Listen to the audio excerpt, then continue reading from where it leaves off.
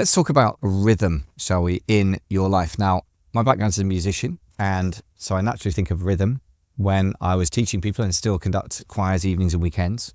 I'm always banging on about rhythm. And what does that mean? Well, it's really about having a shape to time, if you will. And that is something that's very, very important for productivity in life and in business. So today, now that I'm surrounded by a beautiful garden here and talking about seasons, and seasonality is very much on my mind, let's discuss rhythm and how that affects your use of time. A sort of organic, if you will, way of using your time and managing your time. Stay tuned.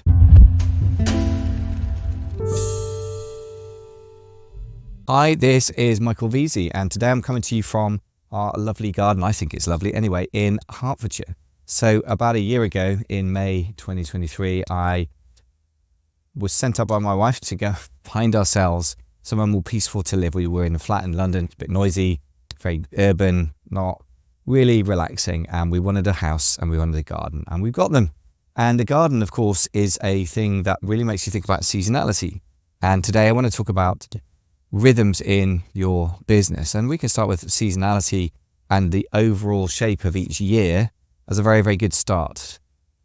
Now, it's not rocket science to say that quite a few businesses or ways of making a living have strong seasonality. So the two that I'm most familiar with, my old profession of teaching and making music, I still conduct choirs in the evenings and weekends and love doing so, and e-commerce. They both have very, very strong sort of seasonality to them. Some jobs, I guess, you just grind along, same old, week to week, and then you have your couple of weeks off in the summer and that's it.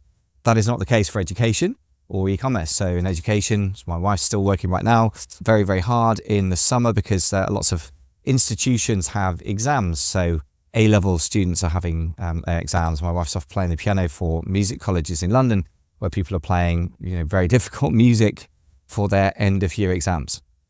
E-commerce is no different. So in e-commerce, of course, if you sell something that's giftable, you will find that it becomes crazy in Q4. In other words, November and December, really just before Christmas, or the holiday season, if you wish to call it that. And of course, that changes everything about your year. And so that's the first thing to say, is the rhythm of your year and of your week and of your day is really to some extent dictated by others. And to the extent that you recognize that, you get in sync with your market and the way things operate in your industry, then you will find that things work better. If you try and fight it or just ignore it, that's one of the signs that things are wrong. So one of the things that is really important is if you do have a strong Q4 centric business. And by the way, I know a lot of people who are earlier stage or even pre-revenue entrepreneurs. I don't tend to work with those anymore, but they're obsessed with the idea that they can even out the sales and the cash flow and the inventory and everything and have a non-seasonal type business, right?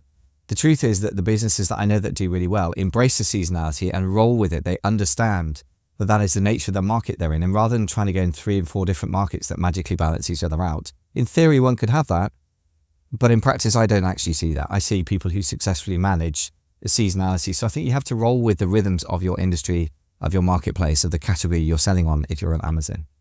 And so that's the first thing, accept seasonality and things get easier. And then you have to really accept all the implications of that. So if you sell a lot of stuff in Q4, well, first of all, you're going to be working really, really hard in Q4. So you won't be available for much other stuff. I've stopped, for example, years ago trying to run mastermind meetings in December because guess what? Amazon sellers are not available in December. Equally, the opposite is that you've got to get some time for yourself. And what's the point of working hard to build a business if your personal lifestyle sucks forever? I mean, at a certain point, you work very, very hard for minimal income or none, but at some point you've got to have a payoff and your family will expect it. So August is also a terrible time to try and have meetings for the 10K Collective because everyone's on holiday, quite rightly and understandably.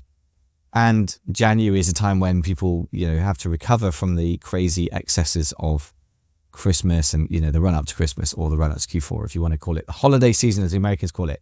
I acknowledge there are many different religions in the world that have different seasons as well, but I think Christmas is probably the driver behind most of the big sales. I'm not saying that means most people are Christian or that they should be, but anyway, holiday season, if you want to call it that, Christmas as I would call it, that's a big driver of your personal activity and your team's activity if you have one. What else? Well, of course, there's a rhythm to ordering stock. If you're going to sell physical goods, you have to order the physical goods. And that turns out you need to look a great deal further back than most people do. Most people think about Christmas in September, maybe October, and that is way too late. The serious players that I know in the industry who've been members of my mastermind, the ones who've gone on to 8 figures or whatever, they generally will be ordering, or even high 7-figure sellers, they generally are ordering in March or April for Q4 stock. So to sell in August, October, November, December.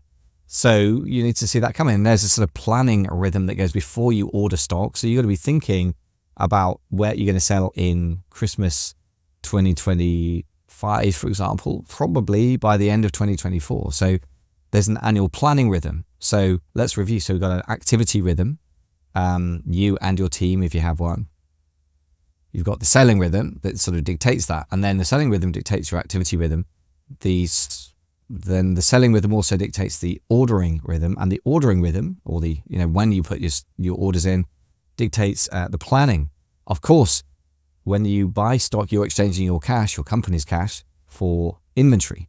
And then when you sell it, you're exchanging inventory for cash, hopefully more cash. That's called profit, right? So then you've got to think about the cash flow rhythm as well. And so this is all big picture thinking, and it's sort of, there's nothing clever or scientific about this, but it's just reminding you that there is a rhythm to your year, and that you need to it's quite organic, and it's dictated from outside. So don't get too clever.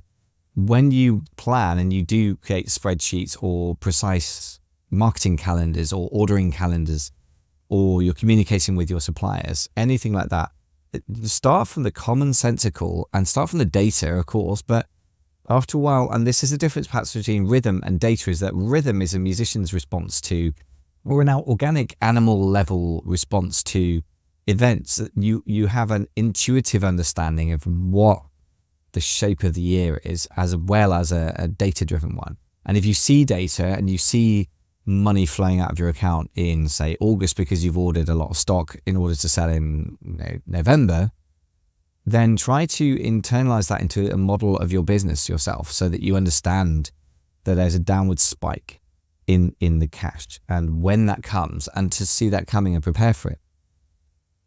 So that's it, really. It's a simple but powerful, and really, I would say it's more than a powerful concept. It is a force that exists. Rhythm exists in the world. The seasonal rhythm is one rhythm.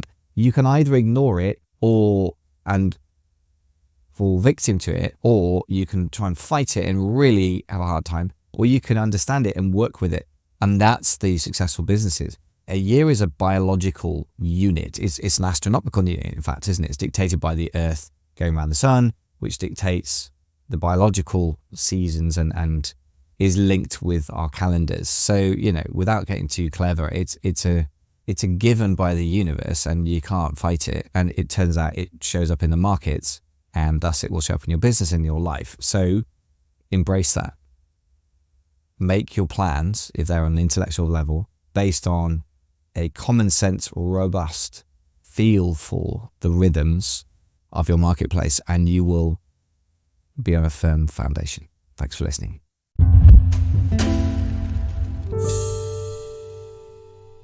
If you are considering acquiring an e-commerce business and you are not so familiar with the e-commerce markets, you could get some help from me, as I've done for a couple of my clients recently. It's quite a growing part of my consulting business, which is that I can have a look at an e-commerce business from you from really two perspectives and see if it would make sense for you to buy the thing before you get to the point of even putting in an LOI or letter of intent or heads of terms, depending which side of the pond you're on. And really, that would be the commercial due diligence and some basic financial areas. Now, the legal side I don't cover myself, and I'm not an accountant, nor do I play one on the internet, but the basic financials of it nevertheless still tell you a bit of a tale, as I hope today illustrates. And then what I can also do is look at the market you're considering going into, look at the demand, look at the competition, and evaluate really, is this a growing market? Is this competition manageable? Does the business have a solid grasp on the market, or even a dominance of the market that would make it a more attractive proposition? So if you want some help with that, just go to myamazonaudits.com.